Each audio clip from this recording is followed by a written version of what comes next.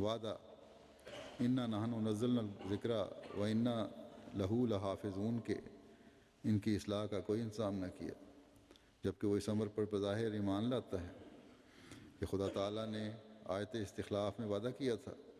کہ موسوی سلسلے کی طرح اس محمدی سلسلے میں بھی خلفاء کا سلسلہ قائم کرے گا،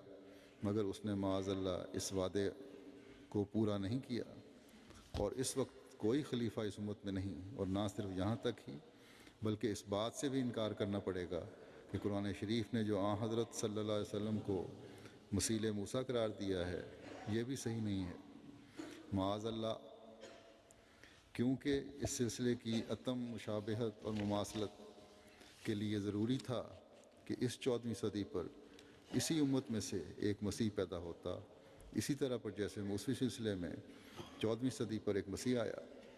اور اسی طرح پر قرآن شریف کی اس آیت کو بھی جھٹلانا پڑے گا جو آخرین منہم لما یلحقوا بہم میں ایک آنے والے احمدی بروز کی خبر دیتی ہے، اور اس طرح پر قرآن شریف کی بہت سی آیتیں ہیں جن کی تکذیب لازم آئے گی، بلکہ دعویٰ سے کہتا ہوں کہ الحمد سے لے کر والناس تک سارا قرآن چھوڑنا پڑے گا۔ پھر سوچو کہ کیا میری تکذیب کوئی آسان امر ہے؟ یہ میں از خود نہیں کہتا، خدا تعالیٰ کی قسم کھا کر کہتا ہوں کہ حق یہی ہے کہ جو مجھے چھوڑے گا اور میری تکذیب کرے گا وہ زبان سے نہ کرے مگر اپنے عمل سے اس نے سارے قرآن کی تکذیب کر دی اور خدا کو چھوڑ دیا۔ اس کی طرف میرے ایک الہام میں بھی اشارہ ہے، انت منی و انا منکا، بے شک میری تکذیب سے خدا کی تکذیب لازم آتی ہے، اور میرے اقرار سے خدا تعالیٰ کی تصدیق ہوتی اور اس کی ہستی پر قوی ایمان پیدا ہوتا ہے، اور پھر میری تکذیب نہیں، یہ رسول اللہ صلی اللہ علیہ وسلم کی تکذیب ہے۔ اب کوئی اس سے پہلے کہ میری تکذیب اور انکار کے لیے جرأت کرے ذرا اپنے دل میں سوچے اور اس سے فتویٰ طلب کرے کہ وہ کس کی تکذیب کرتا ہے۔ پھر آپ فرماتے ہیں بس تم خوب یاد رکھو، ایک جگہ دوسری کتاب میں کہ بس تم خوب یاد رکھو کہ تم اس لڑائی میں اپنے ہی اعضاء پر تلواریں مار رہے ہو،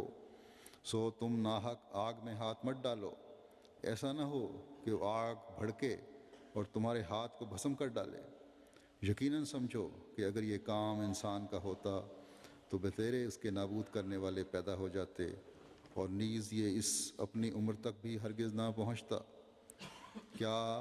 تمہاری نظر میں کبھی کوئی ایسا مفتری گزرا ہے کہ جس نے خدا تعالیٰ پر ایسا افترا کر کے کہ وہ مجھ سے ہم کلام ہے پھر اس مدت مدید کے سلامتی کو پا لیا ہو؟ افسوس کہ تم کچھ بھی نہیں سوچتے اور قرآن کریم کی ان آیتوں کو یاد نہیں کرتے جو خود نبی کریم کی نسبت صلی اللہ علیہ وسلم کی نسبت اللہ جل شانہ نے فرماتا ہے اور کہتا ہے کہ اگر تو ایک ذرہ مجھ پر افترا کرتا تو میں تیری رگِ جان کاٹ دیتا۔ پس نبی کریم صلی اللہ علیہ وسلم سے زیادہ تر کون عزیز ہے کہ جو اتنا بڑا افترا کر کے اب تک بچا رہے بلکہ خدائے تعالیٰ کی نعمتوں سے مالا مال بھی ہو۔ سو بھائیو، نفسانیت سے باز آؤ اور جو باتیں خدائے تعالیٰ کے علم سے خاص ہیں ان میں حد سے بڑھ کر ضد مت کرو، اور عادت کے سلسلے کو توڑ کر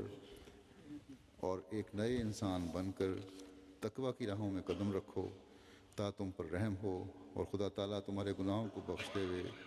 سو ڈرو اور باز آ جاؤ، کیا تم میں ایک بھی رشید نہیں؟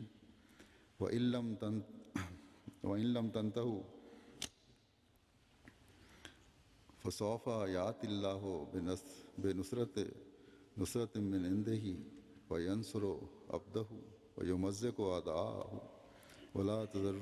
تَضُرُّونَهُ شَيْئًا۔ اگر تم باز نہ آئے پس ان قریب اللہ تعالیٰ اپنی خاص نصرت کے ساتھ آئے گا اور اپنے بندے کی مدد کرے گا اور اس کا دشمن پیسا جائے گا اور اس سے کچھ بھی نقصان نہ پہنچا سکو گے۔ اللہ کرے کہ حضرت مسیح علیہ السلام کے مخالفین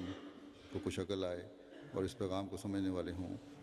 اللہ تعالیٰ تمام احمدیوں کو ہر جگہ ہر قسم کے شر سے محفوظ رکھے اور ہمیں زیادہ سے زیادہ اس کے آگے جھکنے، اپنے آگے جھکنے اور دعاؤں کی توفیق عطا فرمائے۔ نمازوں کے بعد میں آج بھی چند جنازے پڑھاؤں گا، جس میں سے پہلا جنازہ محترمہ مریم خاتون صاحبہ اہلیہ مکرم زکری صاحب آف چبارہ ضلع لیا کا ہے۔ یہ 5 دسمبر 2011 کو شام تقریباً 5 بجے جماعت احمدیہ چبارہ ضلع لیا میں چند غیر احمدی افراد نے ایک احمدی فیملی پر حملہ کیا، جس کے نتیجے میں موقع پر بھی آپ کی وفات ہو گئی۔ انا للہ و انا الیہ راجعون، یعنی یہ شہید خاتون ہیں۔ آپ کا گھر مربی ہاؤس سے ملکہ ہے۔ اس رقبے میں دیگر چند احمدی گھرانے بھی آباد ہیں۔ چند سال قبل اسی جگہ مخالف فریق نے مشترکہ کھاتے سے زمین خریدی اور بعد میں محکمہ مال سے ساز باز کر کے مرحومہ کے خاندان کا انتقال اراضی منسوخ کروا دیا۔ مقدمہ عدالت میں زیر سماعت بھی ہے۔ پہلے بھی مخالف فریق نے حملہ کیا تھا، قبضہ کرنے کے لیے کامیاب نہیں ہو سکے تھے۔ واقعے کے روز اس گروہ نے رقبے پہ قبضہ کرنے کی کوشش کی، مزاحمت کرنے پر بظاہر اینٹ مار کر، جبکہ پوسٹ مارٹم رپورٹ میں کسی کے دستے کے وار سے یہ شدید زخمی ہو گئی اور موقع پر ہی جانے آفرین کی سپرد کر دی۔ احمدیت کی وجہ سے ساری مخالفت تھی۔